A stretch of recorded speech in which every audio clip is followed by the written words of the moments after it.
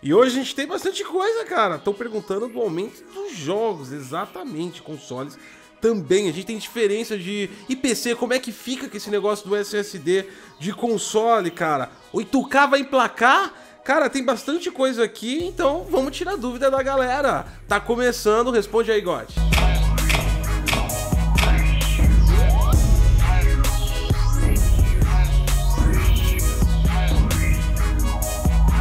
Fala, Geek! Eu sou o God Cos e você tá no Detonando Geek. Quando a gente solta a pergunta na comunidade, é sinal que é dia de Responde aí, GOT. A gente tem bastante pergunta hoje e a Sati vai ajudar aí, vai matar a nostalgia da voz oculta, né, hoje. Vai matar a nostalgia da voz oculta, mas sem piada, o assunto aqui é sério, responder dúvida da galera e ela vai ler aí. E não esquece, cara, se você quiser participar do Responde aí, GOT, você tem que se inscrever no canal, ativar a notificação, porque a gente só faz a pergunta pra galera na comunidade do YouTube. Tu não ativa a notificação, você não recebe a pergunta que a gente faz para participar do programa. Combinado? Então, deixa o seu like, compartilha, ajuda no engajamento desse conteúdo, porque é um conteúdo feito pelos inscritos e para os inscritos. Então, ajuda no engajamento pro conteúdo sempre manter para frente, porque esse conteúdo é muito legal pra galera. Vambora! De Ferreira. Quais são as diferenças no modo de trabalho entre o PC usando memória RAM e os consoles usando SSD com acesso direto? O PC será prejudicado? Na verdade não, a gente tem que entender que, tipo assim, a questão dos, por exemplo, no caso do Series X tem um cache que vai utilizar o SSD e vai acabar utilizando aquele serviço de Sample Feedback Stream conectado com a GPU. No caso do PlayStation, tem assim um acesso direto, por exemplo, com os dois processadores de I/O, né? Então ele consegue ter um acesso direto à memória ou até mesmo um acesso direto imparcial pela GPU. Beleza, então, pensando nisso, isso quer dizer que a memória não sumiu, mesmo porque se a memória sumisse, os SSDs não serviriam para nada, né? Se a gente for parar para pensar em largura de banda, o SSD do PlayStation 5 é bom como um SSD, mas na substituição de uma memória, também a largura de banda dele, quando ele atinge no máximo de 9 GB na parte compactada, é uma largura de banda de uma memória DDR3 de 166 ou 133, se não me engano, é um dos dois aí, tá? Ou seja, uma memória RAM, nem GDDR. Então, quer dizer,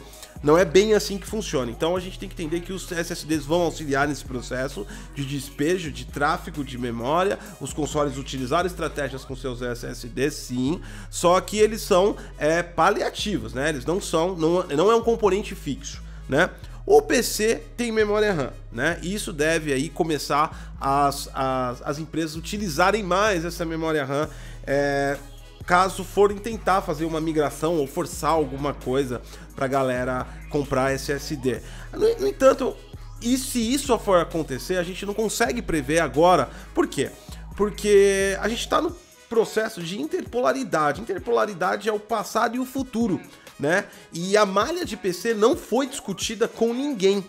Quem vai dar essa resposta melhor pra gente vai ser a própria Unreal Engine 5, que vai lançar só em 2021. Até agora nós temos tecnologias dessa engine gráfica, só que só temos as tecnologias anunciadas, a gente não sabe como funciona, né? E até quanto a dependência vai ser do SSD.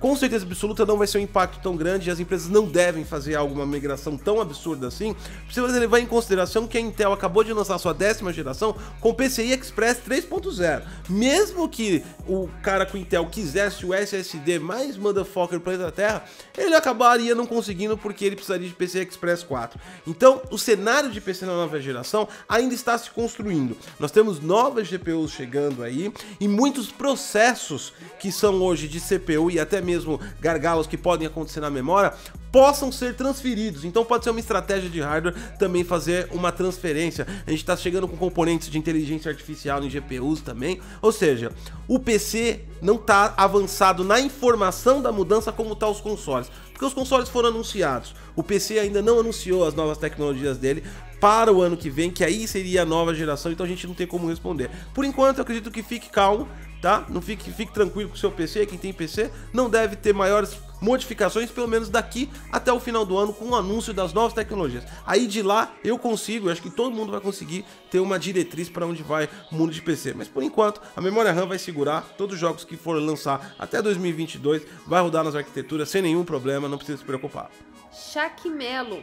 Uma pergunta referente ao aumento de preços dos jogos da Next Gen. Não deveriam ser mais barato ou manter, uma vez que o desenvolvimento será facilitado devido às novas capacidades de processamento, bem como novas ferramentas de apoio à programação? Sim, deveriam ser mais baratos, mas não vão ser mais baratos. E não é por conta exatamente da nova geração, é por conta que a nova geração é o dobro do preço para o desenvolvedor. Por que ela é o dobro do preço para o desenvolvedor? Porque a antiga geração não morreu. As desenvolvedoras vão continuar atendendo essas plataformas pelo menos por 1 ou 2 anos consecutivos. Então quer dizer que são o dobro de preço. Agora existe mais uma plataforma para otimizar. Nós temos que levar em consideração também as questões pandêmicas mundiais. Jogos dependem de data centers, principalmente jogos multiplayers, tá? Olhando para esse aspecto, os data centers eles ficaram extremamente sobrecarregados de carga de trabalho por conta da pandemia. Todo mundo ficou online, né? E as empresas tiveram que amplificar as suas infraestruturas. Sendo assim, quando tem muita demanda, mas não tem tanta oferta, os preços dos serviços aumentam. Então, os serviços terceirizados para essas empresas estão mais caros. Um estúdio hoje, para fazer uma dublagem do jogo, por exemplo, ele vai cobrar mais caro, porque existe uma série de protocolos de saúde a se seguir, e protocolos de saúde encarecem, né, a produção de qualquer coisa. Então, todas as indústrias que estão na atmosfera, que usam a indústria de games, são as terceirizadas, elas estão mais caras. A indústria de game está trabalhando com mais uma plataforma, no meio de uma pandemia, com limitações de funcionários e custos alterados, ganha-se menos e gasta-se mais. Os funcionários, mesmo em casa, em home office, não produzem efetivamente como produzem dentro do estúdio. Dessa forma, a empresa já está tomando prejuízo. Então, são várias questões que tem que se levar em consideração. Dentro da usabilidade, se nós tivéssemos a questão pandêmica, poderia ser estabelecido acordos entre essas empresas e até os fabricantes de consoles e fabricantes de PC para conseguir dar uma segurada nisso. No entanto, mundial, não é só a área de games. Todo mundo vai sofrer com aumentos e nós ainda vamos sofrer 2 vezes mais. Não tô sendo pessimista, infelizmente, tô dando um toque de realidade pra galera. Nós, além dos problemas estratégicos e mundiais que todos os países enfrentam, nós também enfrentamos o nosso próprio problema político interno e também quanto ao dólar, que encareceu tudo acima, coisas acima de 50%. Quem tá procurando coisas de PC já sabe do que eu tô falando. Coré Coruera. Você acha que o 8K é realmente necessário no futuro? Eu não acho que é realmente necessário, eu acho que é inevitável. A questão da necessidade em tecnologia não tem a ver com a necessidade atual, e sim com a necessidade futura. Quando se implementou o 4K, era 2013 que começou a real implementação do 4K no mundo. Havia-se alguma necessidade de 4K naquela época? Não. No entanto, iniciou o processo para 2020 agora. Nós temos GPUs que rodam a 4K. Quando cria-se um roadmap de tecnologia, você não planeja para agora. Então, não é que precisa. É que vai acontecer, independente se precise ou não, porque esta é uma questão de tecnologia. Agora, qual é o ponto positivo dessa tecnologia, que parece que não é positivo? A gente tem que interpretar o 8K como uma tecnologia que aumenta a quantidade de pixels. Você vai passar a 32 milhões e lá vai cacetada de pixels. E isso efetivamente melhora o que para você? Ah, meus olhos não enxergam, os seus olhos não são para enxergar. Isso é mitologia, tá? A questão das televisões com mais pixels, qual é a vantagem? Primeiro, no sentido do HDR. Os painéis têm mais pixels é mais intensidade de cor, então se melhora a nitidez, utiliza-se melhor a utilização do próprio HDR, que fica bem melhor, porque você tem mais intensidade de cores, você tem mais gama, você tem mais pixels, você apresenta mais cores e você apresenta mais detalhes. Você apresenta mais detalhes, talvez em até painéis maiores 8K. Esses são os benefícios da tecnologia e é isso que a indústria indústria corre atrás. Não que você precise para o seu olho humano, mas para você ter a melhor definição de imagem, você precisa ampliar a intensidade de cores. Para você melhorar o HDR, você precisa ampliar. E para você ampliar, você tem que aumentar o quê? A contagem de pixels. A contagem de pixels é fundamental para trabalhar com backlight da televisão, ou seja, vai implementar 8K, provavelmente, segundo a HDMI Alliance, que tem um roadmap, a NHK, que é uma emissora japonesa que faz streaming 8K, e a BBC de Londres também, que elas produzem tecnologia de conteúdos a 8K, estimulam que até 2022 a televisão 8K vai iniciar de verdade a predominância. Então 4K em 2022 vai existir, mas não vai ser mais a ideia de consumo da predominância, e sim 8K segundo a HDMI. Se vai acontecer ou não, a gente espera até 2022. Flávia Amorim. Textura nos jogos, por exemplo, aquela textura da Tech Demo do PlayStation 5. Se a textura fosse em 4K ou até mesmo em 1080p, isso daria mais FPS? Ou seja, a resolução da textura influencia na fluidez do jogo, coisa e tal? Sim, na metodologia atual a textura influencia muito. Tanto é que, por exemplo, a gente trabalha com LOD, né? O nível de detalhe de acordo com a nossa distância, e a gente trabalha hoje em dia o desenvolvimento com trabalhos de stream de texturas, né? O que ele trabalha com uma fração de um bloco menor da textura, exibe ela em baixa resolução, e quando você vai chegando perto ele aumenta a resolução, o que acontece, por exemplo, em The Last of Us, né?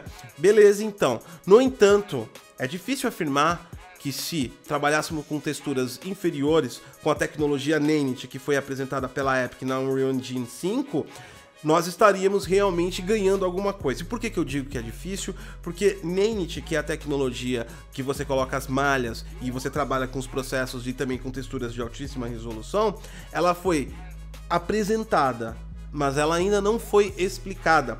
A Unreal Engine também não tem acesso para nem que você queira pesquisar ela. Então, falta detalhes de informação, então seria errôneo a gente afirmar que com texturas menores poderia ser mais produtivo. Outra coisa que tem que levar em consideração é que quando você está trabalhando com uma nova geração e ela vai fabricar 8K, mas um jogo vai chegar a 1440p, e utilizar um sistema temporal anti-aliasing, por exemplo, como é utilizado no PlayStation 4 Pro, que utiliza bastante porque ele não consegue chegar nativamente a 4K, vai fazer o quê? Dar aquela visão um pouco como se fosse um sonho, né? Parece meio embaçado. Aquele é o temporal anti-aliasing trabalhando para tirar o microserrilhamento.